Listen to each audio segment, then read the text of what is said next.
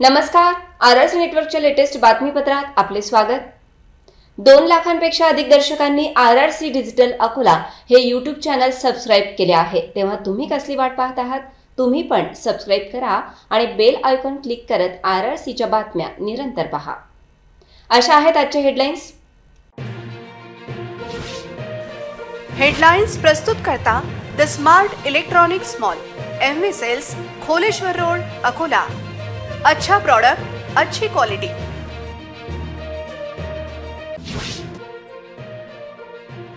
जुनी पेन्शन सरकारला नवे टेन्शन, गुरुवारपासून बेमुदत संपाचा इशारा।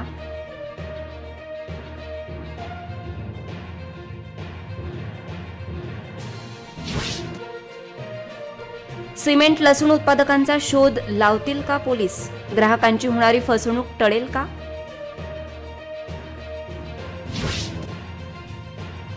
2-3 दिवसांच्या सुटीनंतर रुग्णांची संख्या वाढली। जिल्हा रुग्णालयात रुग्णांच्या रांगाच रांगा। जिल्हा रुग्णालयात औषधांचा तुटवडा, रुग्णांना आणावे लागते पैसे देऊन औषधे।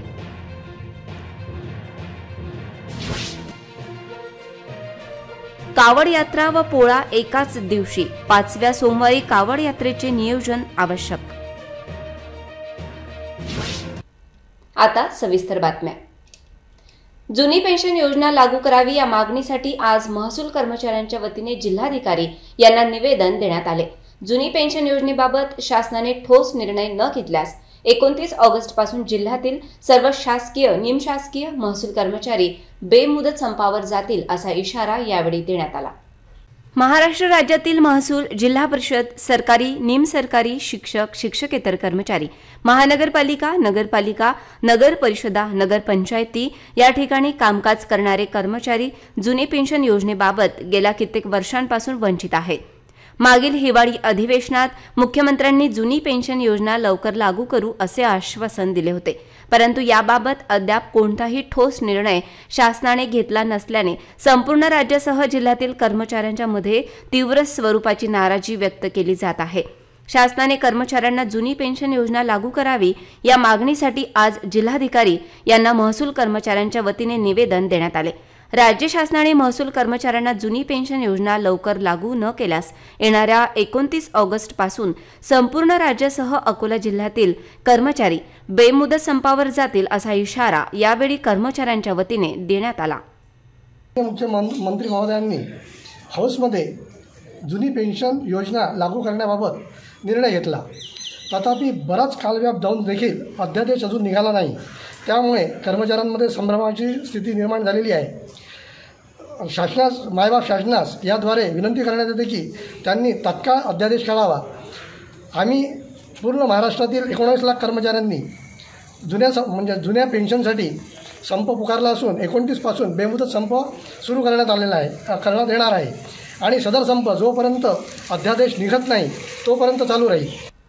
अकोल्यात विकल्या जाणाऱ्या सिमेंटच्या बनावट लसण उत्पादकाचा शोध पोलीस घेतील का असा प्रश्न विचारला जात आहे। आरआरसीच्या बातमीने अकोल्यातच नव्हे तर संपूर्ण देशात सिमेंट लसणाच्या माध्यमातून होणारी लोकांची फसवणूक उघड झाली आहे।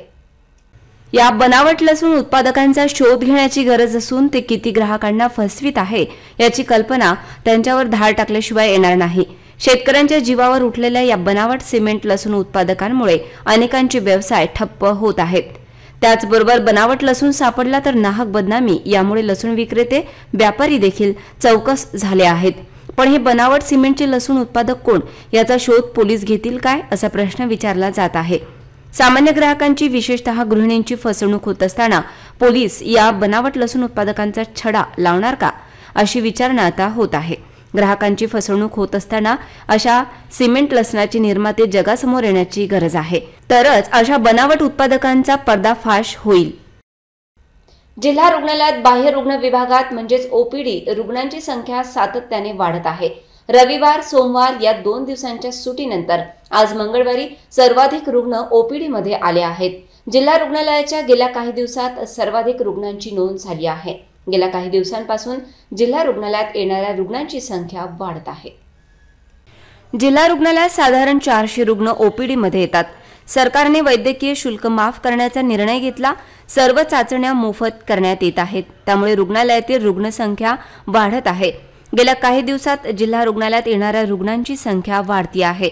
सरकारी रुग्णालयांमध्ये मोफत उपचार करण्याचा निर्णय सरकारने घेतला। त्याचबरोबर वैद्यकीय चाचण्याही मोफत आहेत, त्यामुळे जिल्हा रुग्णालयात येणाऱ्या रुग्णांची संख्या वाढल्याचे सांगण्यात येत आहे। गेल्या काही दिवसात सर्दी, खोकला, ताप, डोळे येणे आदींमुळे रुग्ण त्रस्त आहेत। सरकारी रुग्णालयात मोफत उपचार मिळत असल्याने नागरिकांना दिलासा मिळत आहे, पण वाढत्या रुग्णसंख्येमुळे तपासणीस असलेल्या व्यवस्थेचा तुटवडा स्पष्टपणे अधोरेखित होत आहे। जिल्हा रुग्णालयात रोज शेकडो रुग्ण येतात, पण त्यांना आवश्यक ती औषधं प्राप्त होत नसल्याच्या तक्रारी समोर आल्या आहेत। आरोग्य यंत्रणेच्या ढिसाळ कारभाराचा मोठा फटका सामान्य नागरिकांना बसतोय। जिल्हा रुग्णालयात औषधांचा कायम तुटवडा असल्याने रुग्ण व नातेवाईकांना याचा मोठा त्रास सहन करावा लागत आहे। रुग्णालयात औषधांच्या तुटवड्याकडे प्रशासनाने त्वरित लक्ष द्यावे अशी मागणी रुग्ण व रुग्ण नातेवाईकांची आहे। सरकारी औषध प्राप्त होत नसल्याने खासगी मेडिकलमधून औषधे आणावी लागत असल्याची ओरड रुग्ण नातेवाईकांची आहे। या माध्यमातून मोठी लूट रुग्ण व त्यांच्या नातेवाईकांची होत आहे। अशा परिस्थितीत रुग्णांना दिलासा देण्याची गरज व्यक्त केली जात आहे। कुठून आले तुम्ही? वाशिम मालेगाव. हां, काय झालं तर? गर्भाचा गाठ होती, त्यासाठी ही औषधी नाही. औषधी का म्हणून म्हणले ते? नाही म्हणत इथे, हे बाहेरून घ्यायला लागते. बाकी औषधं भेटले? हो. जिल्ह्यातील महात्मा फुले जन आरोग्य अभियानात गैरप्रकार झाल्याप्रकरणी वैद्यकीय शिक्षण मंत्री हसन मुश्रीफ यांनी सचिवांना वस्तुनिष्ठ अहवाल सादर करण्याचा आदेश दिला। या प्रकरणात राष्ट्रवादी काँग्रेसच्या जिल्हाध्यक्षा सुषमा निचड यांनी तक्रार केल्याची माहिती प्राप्त झाली आहे। दरम्यान या प्रकरणात अधिष्ठाता म्हणून आपला संबंध नसल्याची माहिती डॉक्टर मीनाक्षी गजभिये यांनी दिली। महात्मा फुले जन आरोग्य योजनेद्वारे रुग्णांना मोफत उपचार केले जातात। अनेक रुग्णांना त्याचा खूप फायदा सुद्धा झाला आहे। अकोला शहरामध्ये गुणवत्तापूर्ण नसलेल्या रुग्णालयांमध्ये बीएल चांडक रुग्णालय, सिटी हॉस्पिटल, रामदास पेठ, मानस सन्मित्र हॉस्पिटल, अकोट रोड व ग्लोबल हॉस्पिटल ह्या रुग्णालयांची ग्रेडमध्ये ऑडिट वर्गीकरणात अनियमितता झाल्याचा आरोप सुषमा निचड यांनी केलाय। यात अधिष्ठाता डॉक्टर मीनाक्षी गजभिये तसेच अस्थिरोग तज्ञ डॉक्टर अजय सुरवाडे यांचा समावेश असल्याचा आरोप निचड यांनी केलाय। अकोला जिल्हा शासकीय रुग्णालयामध्ये या हॉस्पिटलला शासकीय रुग्णालय हे गोरगरिबांसाठी रुग्णालय आहे आणि संपूर्ण जिल्ह्याचं हॉस्पिटल आहे। या जिल्ह्यामध्ये शासकीय डॉक्टर्सची टीम आहे आणि त्यातले अर्धे डॉक्टर्स हे आपले स्वतःचे क्लिनिक हॉस्पिटल चालवतात आणि तिथे येणारे जे पेशंट आहेत जिल्ह्यातले, तिथे ॲक्सिडेंटचा असो कशाचाही पेशंट असो, तिथे डॉक्टर हजर नसताना आपल्या स्वतःच्या क्लिनिकमध्ये डॉक्टर्स असतात आणि तिथे डॉक्टर हजर नसताना तो पेशंट दगावतो, त्याला वेळेवर उपचार मिळत नसल्याकारणाने वारंवार ह्या गोष्टींचा माननीय डीन मॅडम, अधिष्ठाता गजभिये मॅडम यांना आम्ही वारंवार सांगूनसुद्धा त्यांनी त्याकडे दुर्लक्ष केलं आणि या डॉक्टर्स लोकांना हा सर्व पाठिंबा आहे कुणाचा, तर या अधिष्ठातांना आम्ही वारंवार कळवलं की मॅडम इथं डॉक्टर हजर नसतात आणि सिरियस पेशंट आले तर त्यांचा उपचार कसा, पण डॉक्टर माननीय आमच्या डीन मॅडम यांनी लक्ष न देता यांनी काहीही त्याच्याकडे दुर्लक्ष केलं आणि त्यांनी काही डॉक्टर्स तिथे नसताना मला 2-3 वेळा आढळले ह्या सगळे प्रकार आणि त्यामुळे मला त्यांना सांगावं लागलं, पण त्यांनी त्याकडे दुर्लक्ष केलं आणि त्यांनी न ऐकल्यामुळे आम्हाला सन्माननीय आमचे उपमुख्यमंत्री अजितदादा पवार साहेबांना हे द्यावं लागलं आणि दादांनी त्याची दखल घेतली आणि दादांचे खरोखर धन्यवाद की या पत्राची दखल घेतल्या गेली आणि अकोला जिल्ह्यामध्ये शासकीय रुग्णालय आता सुरळीत चालेल अशी आशा आहे। त्याविषयीची तक्रार त्यांनी मंत्री हसन मुश्रीफ यांच्याकडे केली। त्याची चौकशी सुरू झाली आहे। महात्मा फुले आरोग्य अभियानात खोटे रुग्ण दाखवून लाखोंचा निधी लुटल्याचा आरोप निचळ यांनी केलाय। डॉक्टर सुरवाडे हे खासगी प्रॅक्टिस कशी करतात असा प्रश्न निचळ यांनी उपस्थित केला होता। या सर्व प्रश्नांची चौकशी करण्याचे आदेश वैद्यकीय शिक्षण मंत्री मुश्रीफ यांनी दिला। दरम्यान शासकीय वैद्यकीय महाविद्यालय अधिष्ठाता डॉक्टर मीनाक्षी गजभिये यांनी याविषयीचे आरोप हे त्यांच्याशी संदर्भित नसल्याचे त्या म्हणाल्या. सुषमा निचळ ताई, जिल्हा अध्यक्ष राष्ट्रवादी पक्ष यांनी मी अधिष्ठाता डॉक्टर मीनाक्षी गजभिये यांच्यावर जे काही आरोप केलेले आहेत ते संपूर्ण बिनबुडाचे आरोप आहेत. कारण त्यांनी नमूद केलेले BL चांडक रुग्णालय, सिटी हॉस्पिटल, मानस सन्मित्र हॉस्पिटल, ग्लोबल हॉस्पिटल या रुग्णालयाचा माझा दूरपर्यंत काही संबंध नाही. कारण मी अधिष्ठाता हे GMCची आहे आणि हे जे प्रायव्हेट हॉस्पिटल्स यांनी नमूद केलेले आहे ते हॉस्पिटल CS अंडर येतात, सिव्हिल सर्जनच्या अधिपत्याखाली येतात. त्यामुळे माझा ह्या रुग्णालयाशी काही संबंध नाही आणि त्यामुळे त्यांनी जे काही आरोप माझ्यावर केलेले आहेत ते बिनबुडाचे आहेत. गेल्या काही दिवसांपासून सुरू असलेला पाऊस आणि सोमवारी दुपारी झालेल्या मुसळधार पावसामुळे शहरातील श्री महाराणा प्रताप गार्डनची सुरक्षा भिंत अचानक कोसळली. तरीही कोणतीही दुर्घटना घडली नाही. या उद्यानाचे सुशोभीकरण धोक्यात आले असून या उद्यानाची सुरक्षा भिंत पुन्हा बांधण्याची मागणी होत आहे. दिवंगत आमदार गोवर्धन शर्मा यांच्या कार्यकाळात शहरातील प्रसिद्ध महाराणा प्रताप उद्यानाचे सुशोभीकरण आमदार निधीतून करण्यात आले होते. त्यामुळे या उद्यानाचे सौंदर्य वाढले होते. गेल्या काही दिवसांपासून सुरू असलेल्या पावसामुळे या बागेची मागील संरक्षण भिंत अचानक कोसळल्याने या उद्यानाच्या सुशोभीकरणाला खीळ बसली आहे. उद्यानात विविध झाडे लावून उद्यानाचे सुशोभीकरण करून उद्यान परिसरात श्री महाराणा प्रताप यांची प्रतिकृती उभारण्यात आली होती. तसेच संपूर्ण उद्यान संकुलाच्या सुरक्षेसाठी बांधण्यात आले होते. मात्र गेल्या काही दिवसांपासून सुरू असलेल्या मुसळधार पावसामुळे या उद्यानाच्या नदीकाठची सुरक्षा भिंत अचानक कोसळली. सुदैवाने कोणीही नव्हते. या घटनेत एक जखमी झाला. मात्र उद्यानाच्या भिंतीच्या मागे बांधलेली बांधकामे, मंदिरे उघड्यावर आली आहेत. तर दुसरीकडे सुरक्षा भिंत कोसळल्याने उद्यानाचे सुशोभीकरणही धोक्यात आले आहे. या उद्यानाच्या बाउंड्री वॉलची पुनर्बांधणी करून उद्यानाचे सुशोभीकरण अव्याहतपणे सुरू ठेवण्याची मागणी संबंधित विभागाने शहरवासियांकडून केली आहे.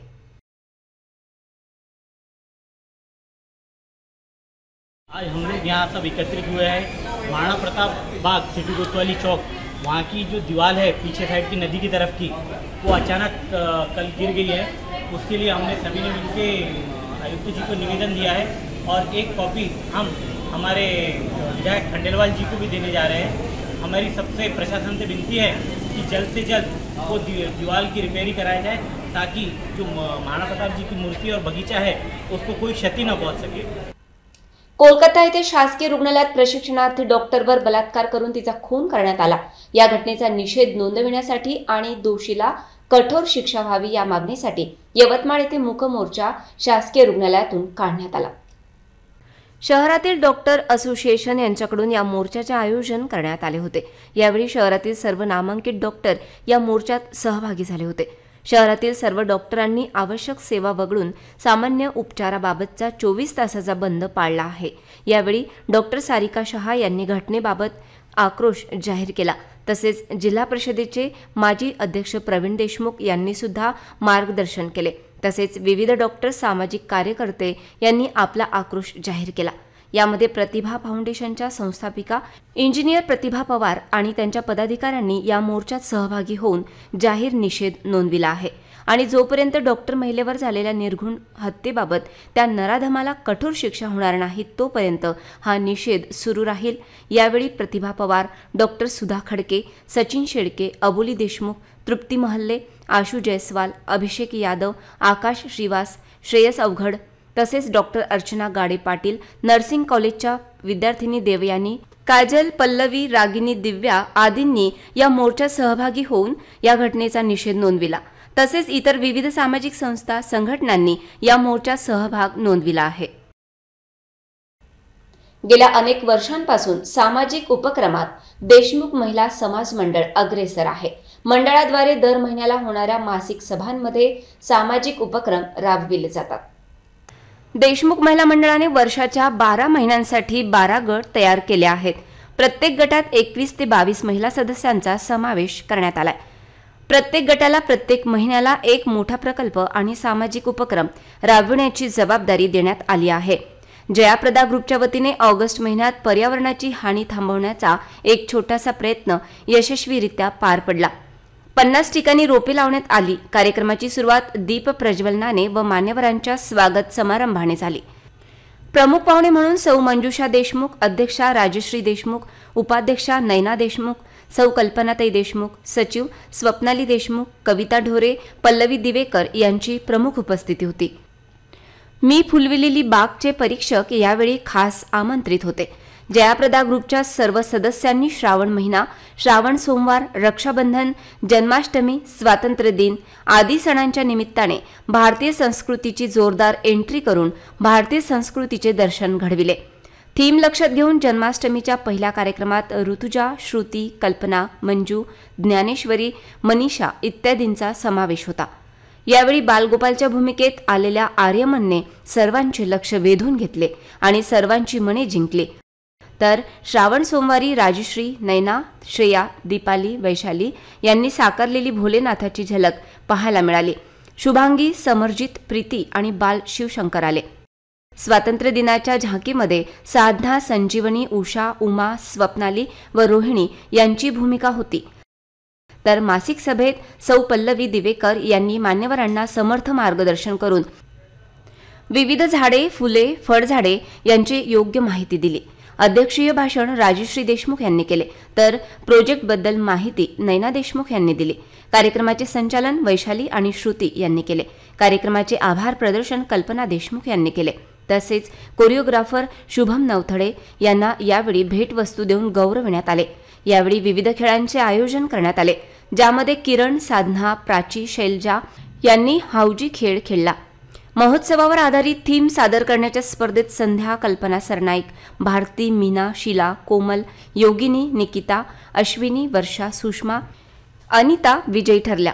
अर्चना, मंजुषा, दीपाली, अश्विनी, पल्लवी, अनुराधा आदींनी पारितोषिकं प्राप्त केली. श्रावण महिन्यातील कार्यक्रमाला उपस्थित सर्व महिलांना ड्रेस कोड देण्यात आला. कार्यक्रम यशस्वी करण्यासाठी जयाप्रदा ग्रुपच्या राजश्री, नैना, कल्पना, स्वप्नाली, ग्रुप लीडर वैशाली, रोहिणी, ऋतुजा, श्रेया, श्रुती, दीपाली, शुभांगी, ज्ञानेश्वरी, मनीषा, प्रीती, उमा, उषा, संजीवनी, मंजू, साधना यांनी अथक परिश्रम घेतले. उपस्थित सर्वांना स्वादिष्ट भोजन देऊन स्पर्धेतील सर्व विजेत्या उमेदवारांना पारितोषिक वितरण करून कार्यक्रमाची सांगता झाली. भारतीय स्वातंत्र्य दिनाचे औचित्य साधून 18 ऑगस्टला इंडिया डे परेडचे आयोजन न्यूयॉर्कमध्ये भारतीय वंशाच्या नागरिकांनी केले होते. यावेळी छत्रपती शिवाजी महाराज यांचा कीर्तिरथ छत्रपती फाउंडेशनच्या वतीने सादर करण्यात आला होता. अमेरिकेत वास्तव्यास असलेले सर्व प्रांतातील भारतीय लोक या परेडमध्ये मोठ्या उत्साहात सहभागी झाले होते. रथावर शिवाजी महाराज, जिजाऊ, बालशिवबा व मावळ्यांची भूमिका सादर करण्यात आली होती. यावेळी बालक, महिला व युवकांनी दिमागदार अभिनय व आकर्षक पोशाखाद्वारे ऐतिहासिक क्षण जिवंत केले. कीर्तिरथासोबत मेरीलँड राज्यातील आवर्तन ढोल ताशा पथकाने न्यूयॉर्क दुमदुमून टाकले होते. 100हून अधिक लोकांनी महाराष्ट्राचा इतिहास व संस्कृतीचे भव्य प्रदर्शन साता समुद्रापार केले. यावेळी महाराष्ट्रातील लोककलेचा आगळा वेगळा अनुभव अमेरिकेतल्या नागरिकांनी पाहिला. छत्रपती फाउंडेशनने यावर्षी या फ्लोटमध्ये पार्टिसिपेट केलं आणि they try to bring our culture here in this city. एवढ्या मोठ्या प्रमाणात, एवढ्या मोठ्या क्राऊडसमोर आपली संस्कृती, आपली परंपरा, आपले महाराज, आपले मावळे, आपल्या जिजाऊ प्रेझेंट करताना खूप मजा वाटते आहे. खूप प्राऊड फील होत आहे आणि एक वेगळीच एनर्जी आपल्या आपोआपच बाहेर येते. तर खूपच मजा आली. सार्वजनिक पालखी व कावड मंडळांनी पोळा चौक येथील गर्दी असणाऱ्या पोळा उत्सवाचे भान ठेवून आपला पारंपरिक पालखी कावड सोहळा हा 2 सप्टेंबर रोजी सायंकाळी 5 वाजेपर्यंत आटोपता घेण्याचे आवाहन राजराजेश्वर शिवभक्त मंडळाचे अध्यक्ष चंद्रकांत सावजी यांनी केले आहे.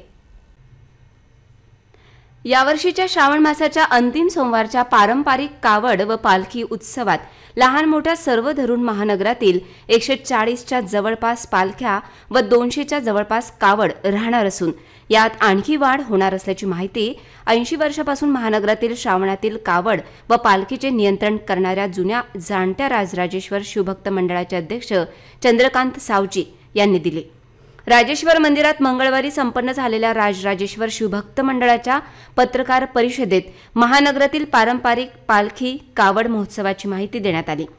2 सप्टेंबर रोजी अंतिम श्रावण सोमवार येत असून यावर्षी श्रावणात 5 श्रावण सोमवार आले असून दिनांक 2 सप्टेंबरच्या 5व्या सोमवारी अमावस्या असून पोळा सण आहे। या दिनी हा पालखी कावड उत्सव होणार आहे। सार्वजनिक पालखी व कावड मंडळांनी पोळा चौक येथील गर्दी असणाऱ्या पोळा उत्सवाचे भान ठेवून आपला पारंपरिक पालखी कावड सोहळा हा 2 सप्टेंबर रोजी सायंकाळी 5 वाजेपर्यंत आटोपता घेण्याचे आवाहन राजराजेश्वर शिवभक्त मंडळाचे अध्यक्ष चंद्रकांत सावजी यांनी केले आहे।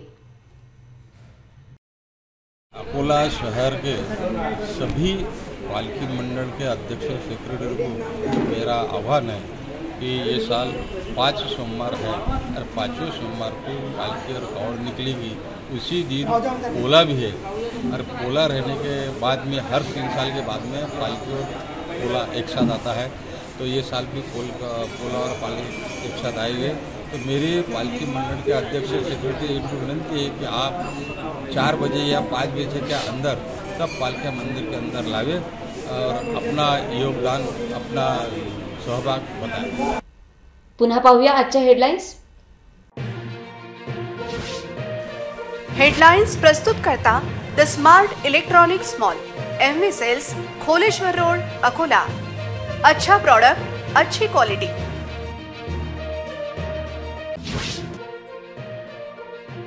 जुनी पेन्शन सरकारला नवे टेन्शन, गुरुवारपासून बेमुदत संपाचा इशारा।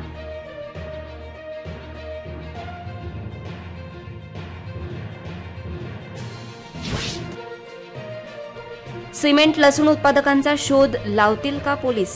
ग्राहकांची होणारी फसवणूक टळेल का?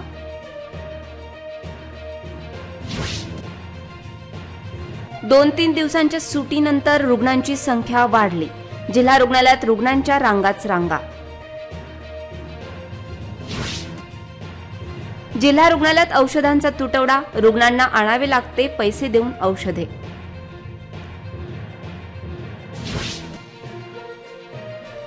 कावड यात्रा व पोळा एकाच दिवशी, 5व्या सोमवारी कावड यात्रेचे नियोजन आवश्यक। बातम्यांसाठी तुम्ही पाहत रहा RRC न्यूज। तुमच्या मोबाईलवर नोटिफिकेशन मिळण्यासाठी सबस्क्राइब करा RRC चे YouTube चॅनल, लाईक आणि फॉरवर्ड करा RRC डिजिटल अकोलाचे हे न्यूज बुलेटिन। पुन्हा भेटूया पुढील बातमीपत्रात, तोवर नमस्कार।